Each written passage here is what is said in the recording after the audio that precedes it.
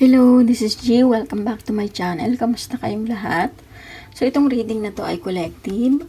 Paalala lang din, hindi lahat ay makaka-resonate sa reading na to. So, take what resonate and leave what doesn't. So, ibig sabihin kung hindi ka naka-resonate at hindi na-pick up yung energy mo, ibig sabihin hindi para sa'yo ang reading na to. Doon pala sa mga gustong magpa-private reading sa akin, nasa description yung link na aking Facebook page. Nag-cleanse din po ako, nag-healing, gumagawa rin po kami ng ritual. So kung gusto niyo po magpa-schedule, i-PM niyo lang po kami sa Guardian Star TV. Available na rin po ang aming pampaswerte na bracelet. Meron din po kaming pangontra sa gayuma. At meron din po kaming all-in-one na bracelet. So kung gusto niyo po mag-order, naka-pin post na po sa baba yung link ng aming Facebook page. Paka-check na lang po.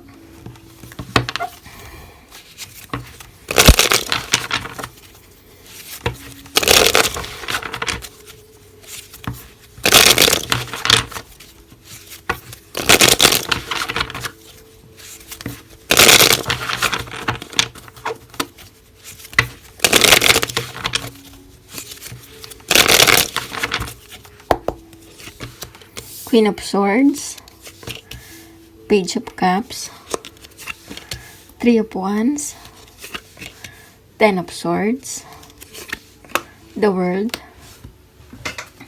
Sa nakikita ko dito, iniisip ka ng person mo ngayon. Gusto niyang makipag-communicate sa'yo. Ito yung nakikita ko dito na hanggang ngayon, mahal na mahal ka pa rin ng taong to. Kumbaga, hindi ka niya makalimutan. Ito yung sinasabi dito na gusto niyang ayusin ulit or itama tong relationship nyo. Kaya lang sa nakikita ko dito, nag-walk away ka na eh. Kumbaga, pinili mo nang mag-move forward or kalimutan yung taong to. Kasi, inisip mo na hindi na rin mag-work or hindi na deserve ng taong to yung second chance. Kasi maraming beses mo na itong binigyan pa ng chance eh. Ito yung nakikita ko dito na pinilit mo na magmakaawa sa taong to or tinry mo na ayusin or i-fix yung relationship nyo. Naghabol ka sa taong to. Pero ngayon lang niya na-realize. Ito yung nakikita ko dito na buo na yung decision mo eh.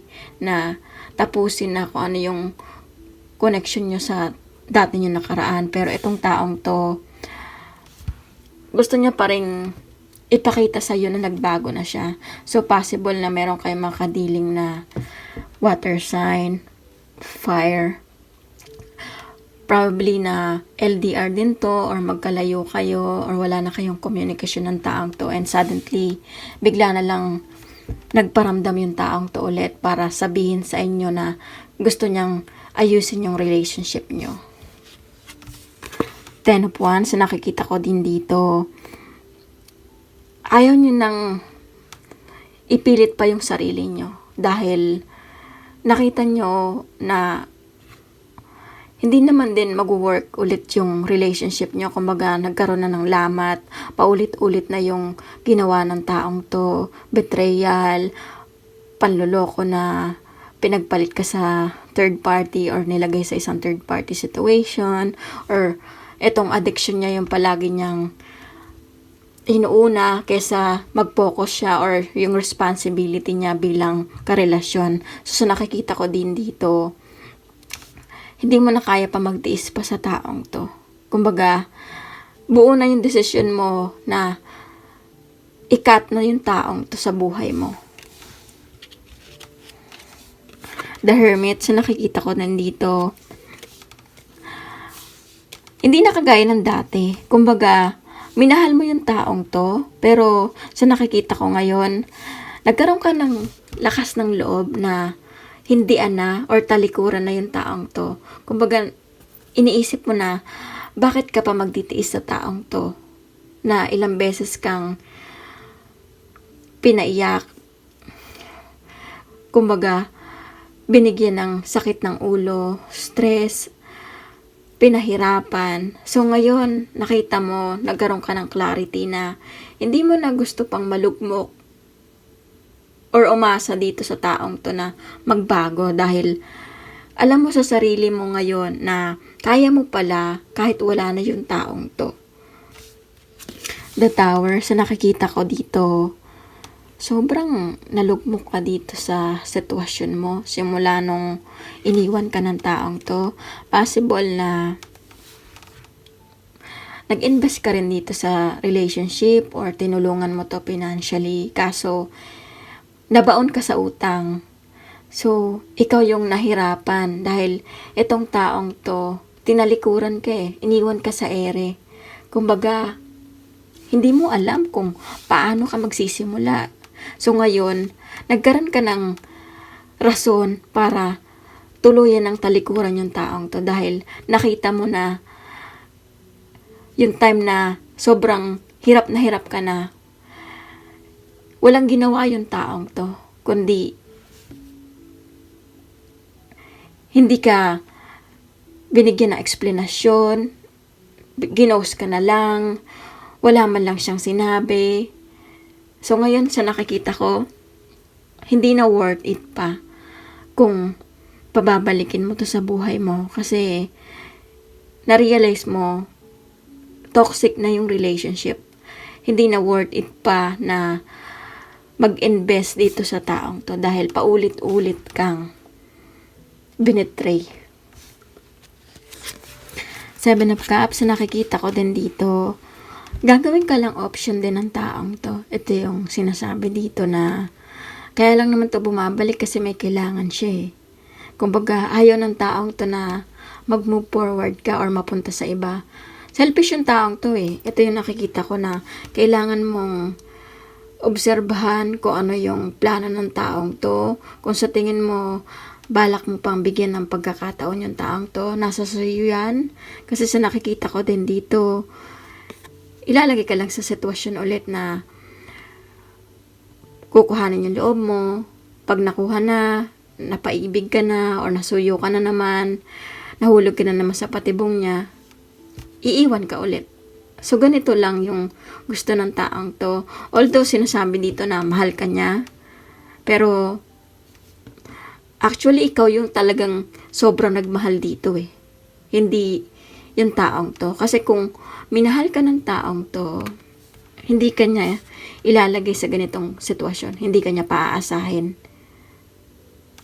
Kung mahal ka talaga niya, hahayaan niyang maging masaya ka. Ito yung nakikita ko na bumabalik lang siya kasi wala na siya ibang matakbuhan. Ikaw lang yung laging sumasalo sa mga problema niya. So, ngayon, isipin mong mabuti kung ano yung mas mahalaga. Kasi sa nakikita ko din dito, babalik yung taong to eh. Pero, sasaktan ka lang ulit. So, magtingin tayo ng final message. Three of Cups. Sa nakikita ko din dito, ilalagay ka lang ulit ng tao to sa isang third party situation or gagawin na namang third party. So, isipin mo, marami siyang option, marami kang kaagaw sa taong to. Pero yung taong to, wala siyang pakialam kung makasakit man siya ng damdamin. Kasi iniisip niya, marami nagkakagusto sa kanya, humahabol sa kanya yung mga babae or lalaki. So, sa nakikita ko, hindi mo deserve to eh. So, pag-isipan mong mabuti kung ito ba yung gusto mo. Dahil, paiikutin lang naman ng taong to yung isipan mo. Mapapaniwala ka na naman ulit sa mga pangako niya na hindi totoo. So, nakikita ko na hindi mo dapat hayaan na bumalik ka ulit sa dati. Kung ito yung desisyon mo na mag-walk away na, piliin na yung sarili mo. And ito yung tamang desisyon. Kasi sa nakikita ko, kung paulit-ulit kang babalik sa ganitong sitwasyon, hindi ka makakaalis. Lalo ka lang matatrap dito sa taong to. Kung talagang totoo yung intention niya sa'yo, at mahal ka ng taong to, hahayaan ka niya na mapunta sa iba. Kasi kung talagang kayo. Pero kung hindi, hindi. So, ito yung lagi mong tandaan na may choices ka naman eh. Hindi mo naman kailangan na laging magstay dito sa sitwasyon. Kung sa tingin mo, na sobrang nahihirapan ka na, bakit ka magtitiis sa taong palagi kang sinasaktan? So, probably, meron kayong mga kadiling na water, meron ding earth. So, ito lang yung nakikita ko message at kung naka-resonate kayo sa reading na to, huwag niyong kalimutan mag-like at comment at huwag niyo rin kalimutan mag-subscribe sa aking channel. At maraming salamat ulit at see you soon.